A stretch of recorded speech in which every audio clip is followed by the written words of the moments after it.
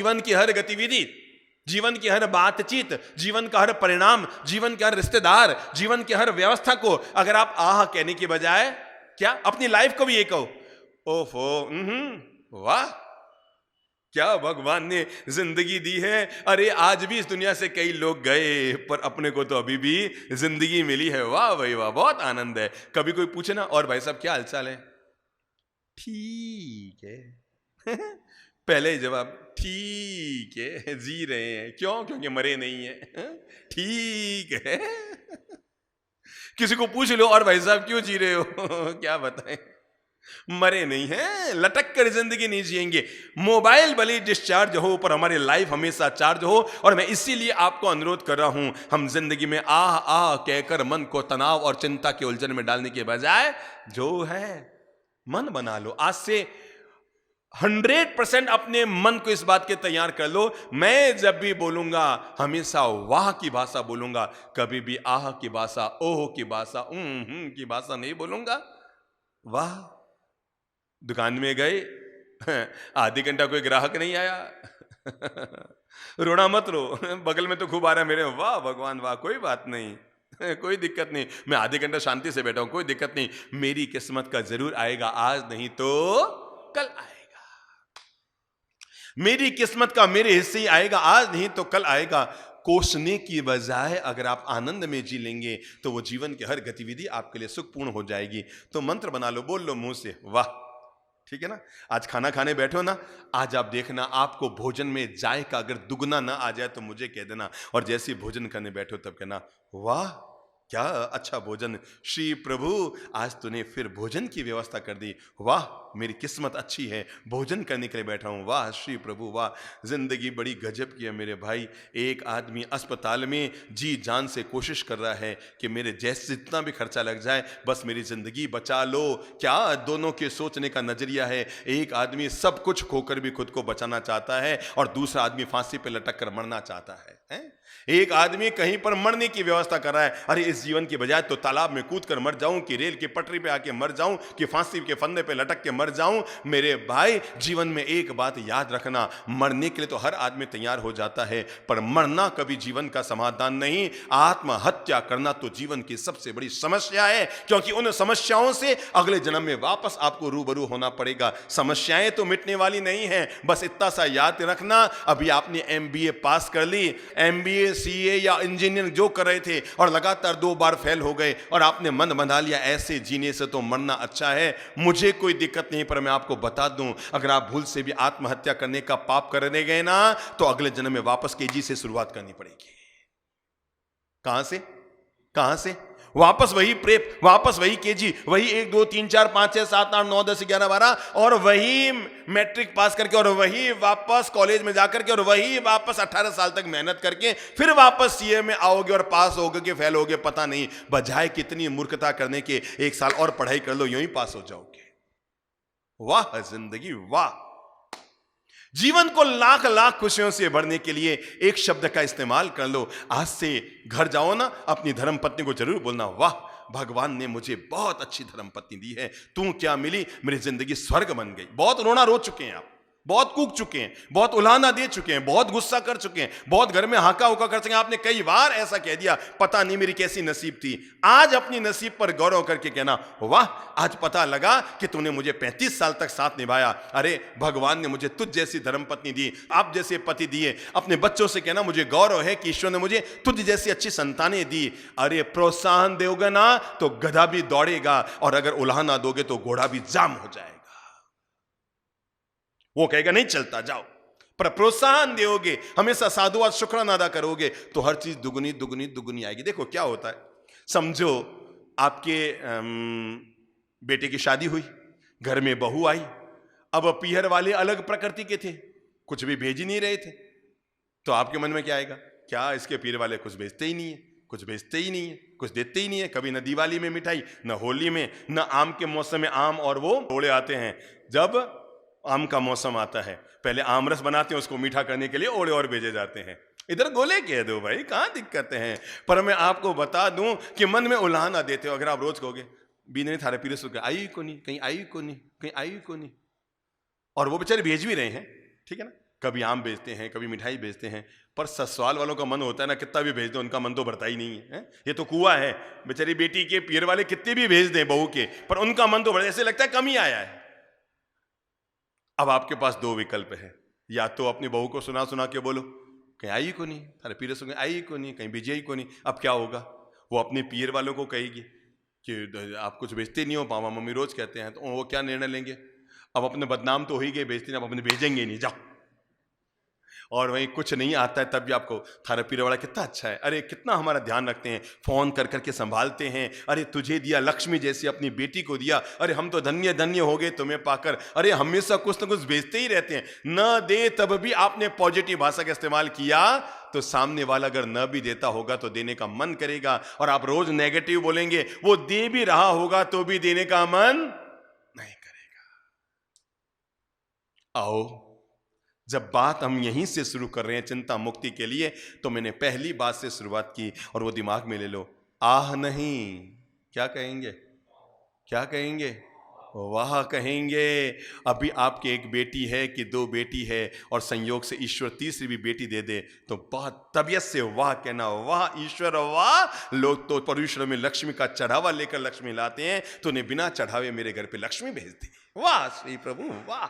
मैं आपको सही कहता हूं, तब उसका आना आपके जीवन में कितना आनंद मंगलप्रद होगा, और घर का भाग्य जगेगा। अरे मेरे भाई, हर बेटी जब घर पे आती है तो अपनी किस्मत साथ में लेकर आती है, और पिता की किस्मत को खोलने के लिए आती है।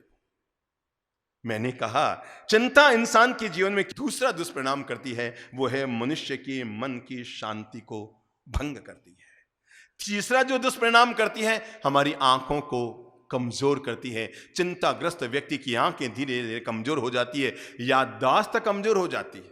आपने एहसास किया होगा, बार बार आप किसी एक बिंदु पर चिंता कर रहे हैं, निर्णय नहीं कर पा रहे। चिंता का मतलब क्या है, किसी एक ही बिंदु पर लगातार सोच सोचकर निर्णय करना, इसका नाम चिंतन है। और किसी एक ही बिंदु पर लगातार सोचते रहना, लगातार सोचते रहना, लगातार सोचते रहना, और अनिर्णय की स्थिति बनाए रखना, इसका नाम चिंता है। जब हम निर्णय पर आ जाते हैं तो वो चीज हमारे लिए चिंतन का आधार बन जाती है, पर अब हम अनिर्णय की स्थिति में रहते हैं, बार बार केवल सोचते रहे, केवल मीटिंग कर रहे हैं, केवल बातचीत कर रहे हैं, केवल निर्णय नहीं कर पा रहे। बार बार जब किसी चीज के बारे में सोचते हैं अपने दिलो दिमाग में, तो वो बात हमारी चिंता का कारण बन जाती है। और वही निर्णय कर लिया, कोई दिक्कत नहीं, हम ये प्लॉट खरीदने, अब घाटा होगा तो घाटा, नफा होगा तो नफा, गया तो गया, आया तो आया। अब आप खरीदने के बाद सोचेंगे, मैं बताऊं, मुझे जीवन में 50 बार लोगों ने ये बात बताई है। मेरे साथ लोग चल रहे हैं, किसी पॉस्ट कॉलोनी में, अच्छी कॉलोनी में चल रहे हैं, बात में बताएंगे, बाप जी ओ वो वे वाला जो 2 प्लॉट है नहीं, यहाँ पर ही था। अरे कहीं बताऊं, हमारी तो बुद्धि मारी गई, 30 साल पहले इन्होंने बेच दिया, आज 2-2 करोड़ के प्लॉट होते, मैंने तो 70-70 हजार में बेच दी। क्या होते आज, ये कितने के होते, 2-2 करोड़ के प्लॉट है बाप जी, ये 70-70 हजार में मैंने बेच दिए। उसको कौन समझाए कि जिस समय तुमने 70 हजार में बेचे थे ना, उस दिन तो बड़ा खुश हुआ था कि तुमने 35 में खरीद कर 70 में बेच दिए। अब इसका शोक क्यों कर रहे हो कि जिनकी कीमत आज 2 करोड़ की है, मैंने उनको 70 हजार में क्यों बेच दिया। आया ना, कईयों के मन में कई बार आता है, मैं क्यों बेची हो इन्हें, आज दुकान क्यों सलटाई, और आज 2 करोड़ की होगी, मैंने केवल 1.5 लाख में बेच दी थी। तब के लिए 1.5 लाख की भी बड़ी कीमत थी, आज के लिए 2 करोड़ की। अरे मेरे भाई, तब तो तुम्हारे पास 1.5 लाख खर्च करने की औकात नहीं थी, तब भी भगवान ने तुम्हें 1.5 लाख रुपए दिला दिए। आज तुम्हारे पास 100 करोड़ की औकात है, अब वो 2 करोड़ हो भी गई तो क्या फर्क पड़ता है। पर तब को याद करो जब हमारे पास लाख रुपए की औकात नहीं थी, तब भी भगवान ने 70 हजार के प्लॉट का अगर 1.5 लाख हमें दिया था, तो ईश्वर ने कितना हमारा साथ दिया। जीवन में समस्याएं हर दिन खड़ी है, जीत वो जाते हैं जिनकी सोच बड़ी है, वो अपनी जीवन की समस्याओं से निजात पा लेते हैं। आदमी का पाचन तंत्र प्रभावित होता है, बीपी हाई हो जाती है, शुगर की बीमारी लग जाती है, हार्ट अटैक की बीमारी लग जाती है। किससे? और कई बातें चिंता, टाबररी चिंता। अब देखो, बड़े बुजुर्गों को टाबरों की चिंता, पोती अगर चेन्नई में पढ़ रही है कि बेंगलुरु में पढ़ रही है, अब उसकी चिंता, बॉम्बे में पढ़ रही है उसकी चिंता, पढ़ने 3 दिन बाद जाने वाली है, वो तो बड़ी खुश हो रही है कि मैं पढ़ने के लिए जा रही हूं, और आप बेवजह चिंता करिए, इन्हें किया व्यवस्था वाला, इन्हें बट किया वेला, कोई उसके साथ कुछ वैसा तो नहीं होगा, कैसे होगा। अरे मेरे भाई, जो हमें जीवन देता है, विश्वास रखो वो जीवन की व्यवस्था भी देता है। जब उसकी तकड़ी व्यवस्था है, माँ के पेट से बच्चा बाद में बाहर आता है, उसके लिए दूध पहले पैदा होता है। जिसकी इतनी तकड़ी व्यवस्था है, आप बेवजह चिंता कर करके अपने मन को क्यों भारी करते हो? जिस परम पिता परमेश्वर की इतनी तकड़ी व्यवस्था है कि संतान बाद में आती है, उसके भरण पोषण की व्यवस्था धरती पर पहले हो जाती है। जब इतनी तकड़ी व्यवस्था उसने कर रखी है, तो हम बेवजह है अपनी दिमाग को सोच सोच कर क्यों दुखी हो रहे हैं? पहला मंत्र बना लो, वो मैं हर हाल में निश्चिंत रहूंगा। क्या है? परिस्थितियों से घबराऊंगा नहीं, उनका सामना करूंगा। आप तब मजबूत हो जाएंगे जैसे आप सामना करने को तैयार होंगे, लेकिन आप तब कमजोर हो जाएंगे जब आप परिस्थिति से घबरा जाएंगे। और हमारे साथ यूं नहीं हो जाए, वो यूं नहीं हो जाए, यूं नहीं हो जाए। एक बात तय है, जिंदगी में भय से कभी घबराओ मत, क्योंकि दुनिया में कोई भी आदमी 2 बार नहीं मरता। दुनिया में कोई भी आदमी जिंदगी में 1 बार मरता है, 2 बार नहीं मरता। और नंबर 2, समय से पहले नहीं मरता। नंबर 3, सोमवार, मंगलवार, बुधवार, गुरुवार, शुक्रवार, शनिवार, रविवार जो मरता है इन्हीं 7 वारों में मरता है। किसी के लिए 8 बार पैदा नहीं होता। जब हम समय से पहले जा नहीं सकते हैं, मन के भय को भगाने के लिए मैं एक मनोवैज्ञानिक कहानी आपको बता रहा हूं। एक बच्चा था, संयोग की बात थी, उसके घर में सौतेली मां थी। सौतेली मां मतलब उसके पिता ने दूसरी शादी कर ली। अब वो बच्चा सीधा साधा सरल बच्चा था, बड़ा बड़ा बच्चा था, पर मां इतनी तेज, वो अपने साथ जो बेटी लाई थी उसका तो पूरा ध्यान रखती, पर जो पति का पहले का बेटा था उसके साथ हर समय जल्लादी करती रहती, न खाने को रोटी देती, दिन भर काम कराती रहती, पति के आते ही बच्चे की शिकायत करती, हमेशा अपने पति से उसको मरवाती, खुद भी मारती उसको ताकि जैसे तैसे घर से भग जाए। और आखिर इतना तंग आ गया बच्चा, इतना तंग आ गया, उस सौतेली मां ने उसके साथ इतना गलत व्यवहार किया, इतना गलत व्यवहार किया, अरे मानव के शरीर में इतना दानव जैसा व्यवहार किया कि बेचारा बच्चा एक दिन उस घर से निकल गया कि मैं इस घर में जीने की बजाय तो कहीं भूखा मर जाऊंगा तो ज्यादा अच्छा मैं नहीं रह पाऊंगा। दिन भर बच्चा बेचारा दुखी रहता। निकल गया, एक जंगल में पहुंचा। अब सोचा रात को कहां रुकूं, तो उसने कहा भी, लोगों से कहा मुझे को रुकने की जगह दो। गांव वालों ने कहा भाई हम तुम्हें जानते ही नहीं है, पहचानते नहीं अपने घर में। अरे उसने कहा कोई भी बता दो, सर्दी का मौसम है, कहीं तो रात को रुकूं। तो लोगों ने कहा वो देखो सामने एक मकान है, पुराना मकान है, तुम वहां जाके रुक जाओ रात को, कोई दिक्कत नहीं, पर सावधान रहना उसमें एक भूत रहता है, और जो रहता है वो उसको खा जाता है। एक बार तो बच्चा घबराया, भूत रहता है। फिर उसके मन में आया, भूत कैसा भी खुरापाती हो, वो मेरी उस वाली मां से ज्यादा तो नहीं होगा है? जब मैं उसको सहन कर सकता हूं तो ये भूत उसका बाप तो नहीं हो सकता, चलता हूं मैं।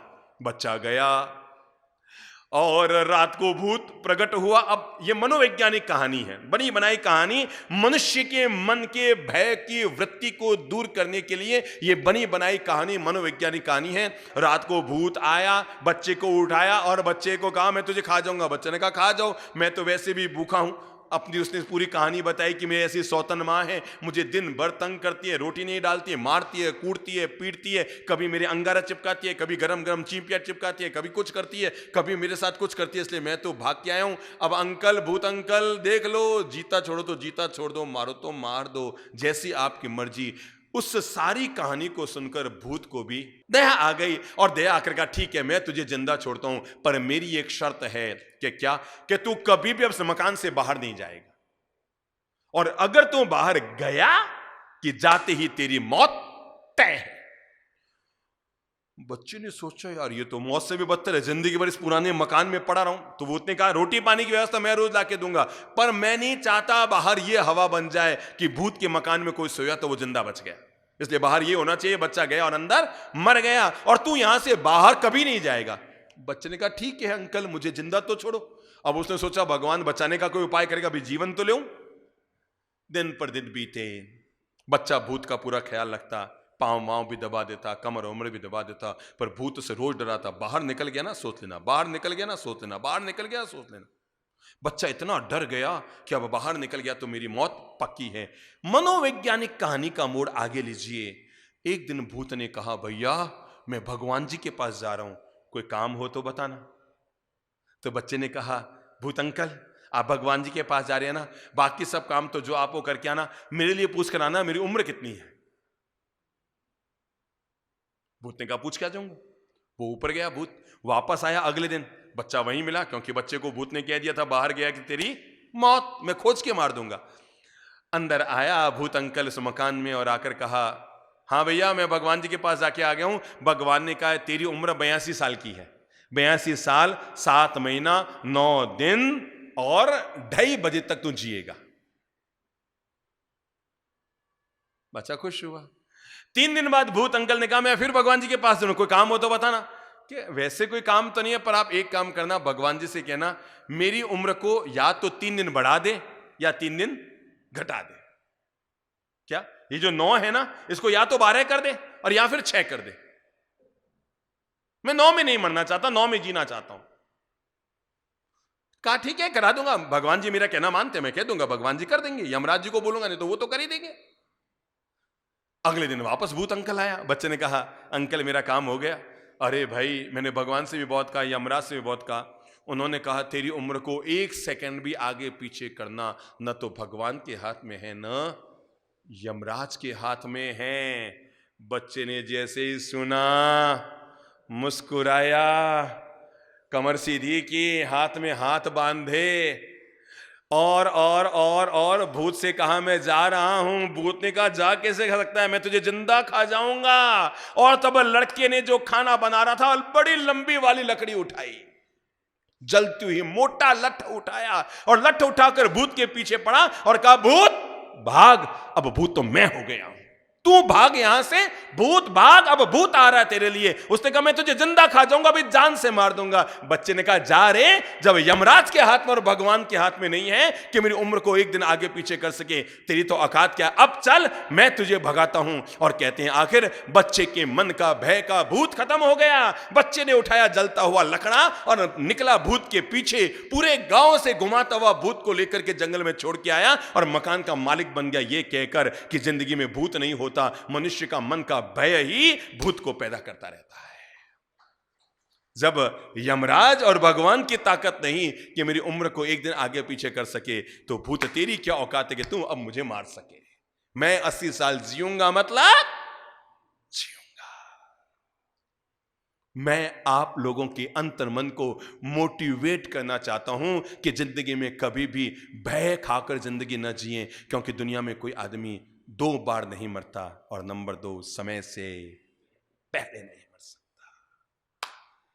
किसी की भी औकात नहीं कि समय से पहले आपको दुनिया में उठा सके। इसलिए चिंता से मुक्त होने के लिए एक और साधन अपने मन में जोड़कर रखो, और वह है मैं कभी भी भयभीत नहीं बनूंगा। चिंता से मुक्त होने का जो मैं चौथा मंत्र आपको अब दे रहा हूं जिंदगी में जोड़ने के लिए, वो विश्वास रखो, दिस टू विल पास।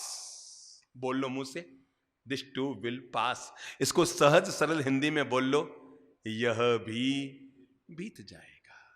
ये बहुत अच्छा वाक्य है। मैंने बड़े बुजुर्गों से, गुरुजनों से, ज्ञानी जनों से बचपन में सुना था और मुझे ये बात बड़ी दिमाग में घर कर गई कि तो हर इंसान के लिए जरूरी है। दिस टू विल पास, यह तो जिंदगी में बीत ही जाने वाला है, ये कभी जिंदगी में अखंडित रहने वाला नहीं है। जो भी है, न जवानी रही, न बचपन रहा, न बुढ़ापा, न कहानी रही, ये सब दिस टू विल पास, ये सब जिंदगी में बीत जाने वाला है, यह भी बीत जाएगा। अरे जब सुख के पल थे वो बीत गए, आज संयोग की बातें, संकट के पल आ गए, तो बोलो बोलो क्या होगा, ये भी याद रखना, सुख और दुख दोनों घर के मेंबर नहीं, ये दोनों मेहमान हैं। बोल लो मुंह से, ये बात जीवन भर तक, जीवन की अंतिम सांझ तक आपके काम आएगी। और यह है सुख और दुख दोनों क्या है, मेंबर नहीं है। पक्की बात मान लेना, ये स्थायी नहीं रहने वाली, ये घर के मेंबर नहीं है। क्या है, मेहमान आए हैं, आज आए हैं और 3 दिन बाद चले भी जाएंगे। अभी आप बड़े मुस्कुरा रहे हैं, आपकी तारीफ हो रही है, अरे वाह साहब वाह, क्या क्या वो हमारे वो हैं, अरे वाह साहब वाह। पत्नी भी कह रही है मुझे गौरव है, मेरे आप जैसा पत्नी मिला। और बच्चे कह रहे हैं पापा आपका बर्थडे है, क्या खुशियां मना रहे हैं, क्या केक काट रहे हैं, क्या खुशियां मना रहे हैं। और 3 दिन बाद घर में कलह का वातावरण बना और सब बच्चे कहने लगे पापा जी यार आप हद से ज्यादा बोलने लगे हो। और पत्नी भी कहने लगी मैं आपसे तंग आ गया हूं। अब देखो आप 3 ही दिन में कैसे पासा जिंदगी में भाग्य पलटता है। कल तक जो हमारे लिए सुख का आधार थे, आज वही हमारे लिए दुख का आधार है। कल तक जो हमारे लिए आनंद का आधार थे, आज वो हमारे लिए माता पोड़ी सिरपची संकट के आधार है। कल तक जो हमारी तारीफ किया करते थे, आज भी हमारे पर टिप्पणी कर रहे हैं। सुख दुख